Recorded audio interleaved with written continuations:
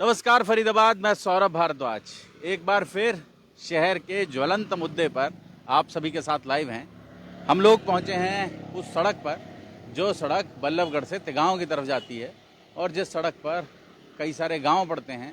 नीमका पड़ता है, नीमका जेल पड़ती है, एनटीपीसी पड़ती है।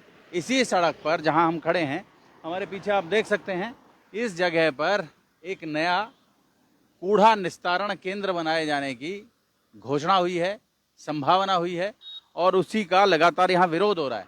आज नीमका में राजा जैत सिंह नागर उनका जो स्टेडियम है, उस स्टेडियम में आज बड़ी पंचायत हुई और पंचायत के बाद हमारे साथ हैं कांग्रेस के वरिष्ठ नेता हैं रिंकू चंदीला, हमारे साथ हैं, बात करेंगे उनसे। रिंकू जी, जैसा सौरभ जी आपको पता है कि बीजेपी सरकार और नगर निगम फरीदाबाद यहाँ डंपिंग यार्ड बनाना चाहती है नीमका गांव के अंदर।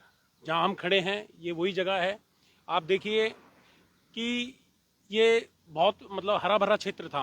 इसमें केमिकल डालकर पहले इन्होंने जो है पेड़ है, अब देखो पेड़ सारे सूखे पड़े हैं, गल गल कर ये गिर चुके हैं। आप देखो सारे पेड़ों को।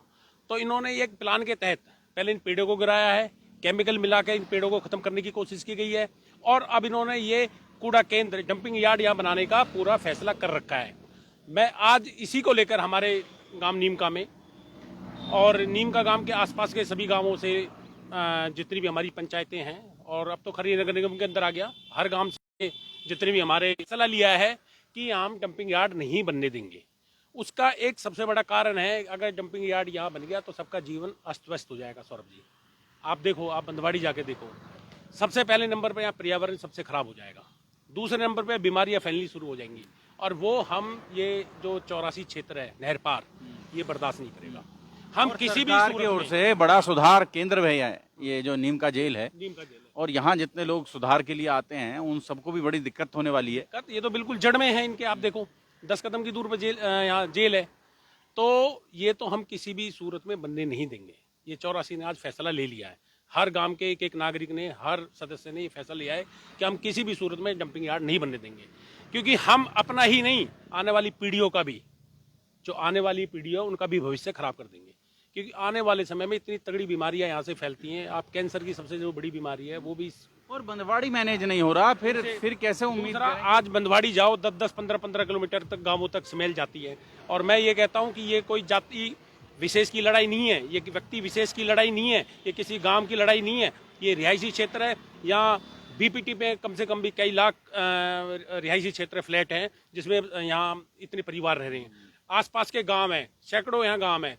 और ये जब यहाँ अगर डंपिंग यार्ड बन गया तो ये समझो कि जो मंझावली का कैड़ा है ना, वहाँ तक इसकी वो जाएगी बदबू, और ये हम बर्दाश्त नहीं करेंगे। हम यही कहते हैं कि ये किसी व्यक्ति विशेष की लड़ाई नहीं है, किसी जाति की लड़ाई नहीं है, किसी एक आदमी की लड़ाई नहीं है, ये किसी गांव की लड़ाई नहीं है, किसी फ्लैट वालों की लड़ाई नहीं है, ये हम सब की लड़ाई है। हम सबको मिलकर लड़ना होगा।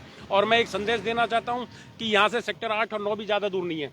सभी आरडब्ल्यू को इसमें भाग लेना चाहिए, इस लड़ाई में सभी गांव के नागरिकों को भाग लेना चाहिए और हम सबको मिलकर ये लड़ाई लड़नी है और इसको जीतना है। हम किसी भी सूरत में इसको बनने नहीं देंगे। हम पुरजोर, हम कांग्रेसी भी और सारे हम इन सबके साथ हैं और सब मिलकर इस लड़ाई को लड़ेंगे और इसको किसी भी सूरत में बनने नहीं देंगे। हमारे साथ हैं प्रेम कृष्ण आर्य जी, हैं वरिष्ठ नेता हैं, बात करेंगे उनसे। जी पप्पी भाई, नमस्कार जी सौरभ जी। बड़ा हल्ला है इसका। ये जो मैं समझता हूँ कि यहाँ पर जो अभी ये डंपिंग यार्ड बनाने जा रहे हैं, इसके बहुत ज़्यादा आज नहीं, आने वाले समय में बहुत ज़्यादा गलत परिणाम आएंगे। क्योंकि आपने मैं अभी बताया प्रधान जी ने कि अपना मोंगर ये जो बंदवाड़ी वाला, उसको भी एनजीटी ने कई बार प्लेंटी वगैरह लगा के हटाने का प्रयास किया, उसको भी नहीं हटा पाए और यहाँ कर रहे हैं। इससे पहले इन्होंने वजीरपुर में किया था, वहाँ भी भारी लोगों ने विरोध किया और वहाँ से भी हटा दिया। अभी ये गाँव अनाजपुर में लगाने की कोशिश थी, वहाँ शायद, हाँ वहाँ भी प्रदर्शन हुए और अभी इन्होंने पाली की तरफ भी गए थे, वहाँ से भी इनको खदेड़ा है और अभी अनंतपुर की तरफ मैंने सुना है जैसे कि वहाँ भी ये लोग कर रहे हैं।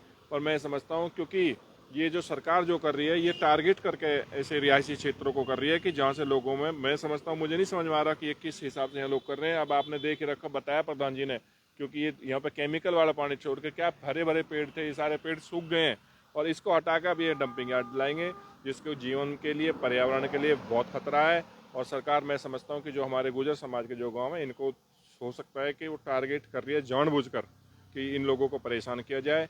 पर क्योंकि आज भी समाज के राजा जय सिंह जो हमारे स्टेडियम में बहुत लोग इकट्ठे संख्या में इकट्ठे हुए, अभी तो ये लोग इकट्ठे हुए हैं, अभी हम सारे लोग भी इनको साथ देंगे और इधर अपने सेक्टर वाले RWA जितनी है सारे लोग इकट्ठे होकर इसके खिलाफ लड़ेंगे और इसको यहाँ नहीं लगने देंगे। ऐसा हम आपसे मतलब ऐसे हम सबसे करते हैं बातें जी।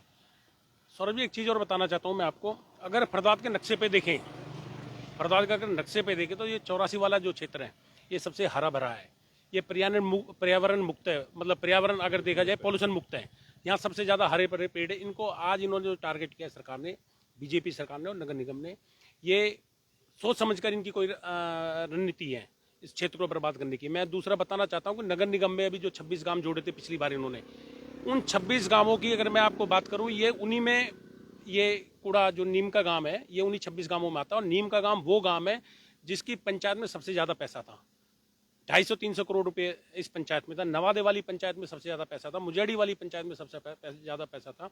इन्होंने वो 26 गांव वो जोड़े थे नगर निगम में, जो पैसे वाले जो सबसे रईस गांव थे। उसके बाद जो पंचायती जमीन थी उन पे प्लॉटिंग करके उनसे पैसा इन्होंने रिकवर करा। तो इन्होंने 26 कामों को बर्बाद करने का काम कर रही है सरकार। मैं यही बताना चाहता हूँ कि अब ये किसी एक की लड़ाई नहीं है, ये हम सबकी लड़ाई है और हम ये पूरी जोर शोर से लड़ेंगे। प्रेम कृष्ण भाई कह रहे हैं कि गुर्जरों के गांवों को विशेष रूप से टारगेट कर रहे हैं। बिल्कुल मैं समझता हूँ, क्योंकि जैसे आपने प्रकरण अनंगपुर वाला पीछे देखा होगा, उसको फॉरेस्ट की आड़ में इन्होंने उजाड़ना चाहा और क्योंकि वो मैं समझता पूरे समाज को हमें समर्थन मिला, पूरे देश से हमारे उस पंचायत में लोग आए और क्योंकि ये उसको उजाड़ना चाह रहे थे, इसी द्वेष पे वहाँ पे वो लोग हमारे इकट्ठे हुए। और आज ये हमारा जो 2022 का ऑर्डर था, ये जो सुप्रीम कोर्ट का ऑर्डर था, उसके बाद कोई कार्रवाई नहीं हुई और फिर इन्होंने उसको टारगेट करके चालू किया। अब पंचायत के बाद फिर भी वही ऑर्डर वही है, करने वाली सरकार है। तो मैं कहता हूँ सरकार को इनके मतलब मैं समझता हमारे समाज को ही ये लोग टारगेट करके चल रहे हैं, ऐसा मैं समझता हूँ। तो आप देख लें फरीदाबाद, समझ लें आप जैसा वो जी। ये पहले तो मैं धन्यवाद देना चाहता हूँ वॉइस ऑफ फरीदाबाद को, न्यूज़ को और आपको, कि ऐसी जगह पे आप खड़े हो जो सरकार की जो गलत नीति है उसके द्वारा चलाया गया अभियान के लिए आपने खबर चलाया, उसके लिए मैं बहुत धन्यवाद करना चाहता हूँ। और एक दूसरी बात कहना चाहता हूँ इस सरकार को, आप पर्यावरण बचाने की बात करते हो, यहाँ पे आप देख सकते हो, घुमा के एक बार दिखा दो कि कितने हरे भरे पेड़ हैं, कितने सारे। आपने केमिकल डाल करके इस पेड़ को बर्बाद करने की पूरी कोशिश क्या बर्बाद कर ही दिया आपने। तो आप देख लो, तिगांव विधानसभा क्षेत्र सबसे हरा भरा क्षेत्र है हमारे पूरे नवासी में, और सोच लो इसको पर्यावरण को बेकार करने की साजिश किसकी है? भारतीय जनता पार्टी के। ये हर जगह ये इन्हें नफरत है, पेड़ों से तो सबसे ज़्यादा इनको नफरत है। आप चाहे बिहार देख लो, आप छत्तीसगढ़ देख लो, इन्होंने पेड़ जंगलों को बर्बाद करके रख दिया। आज हमारा फरीदाबाद सबसे ज़्यादा दूषित है पर्यावरण में, और जो जगह बची हुई है, जो जीने का एक आस है लोगों का, जो लोग यहाँ बस रहे, बड़े बुजुर्ग हमारे जितने भी उम्र दराज है वो यहाँ पे अपना चैन की सुकून ले रहे। आप कचरा घर, आप डंपिंग यार्ड बना करके आप क्या साबित करना चाहते हो? कि जो बचा कुचा शहर है, जो बचा कुचा हमारा गांव, उसे भी खत्म करना चाहते हो, आप दूषित करना चाहते हो पर्यावरण को। तो ये देख लो, इनकी नीति देख लो बीजेपी वालों की, सबसे शर्मनाक हरकत है इनकी। मैं तो कहता हूँ बहुत ही ज़्यादा घटिया सोच है, और हम कांग्रेसी जितने भी है इसका पुरजोर विरोध करते हैं। वक्त आने पर अगर ये नहीं संभले तो हम बहुत बड़ा आंदोलन करेंगे इस पे। तो समझे फरीदाबाद आप कि एक बड़े आंदोलन की तैयारी है। आज महापंचायत भी हुई, 84 के लोग वहाँ थे, नीमका में जुटे थे, और आज आपने सुना अभी रिंकू चंदीला को सुना, आपने प्रेम कृष्ण आर्य को सुना। जोड़ेंगे आपको शहर की ऐसी और महत्वपूर्ण खबरों के साथ। बहुत बहुत धन्यवाद।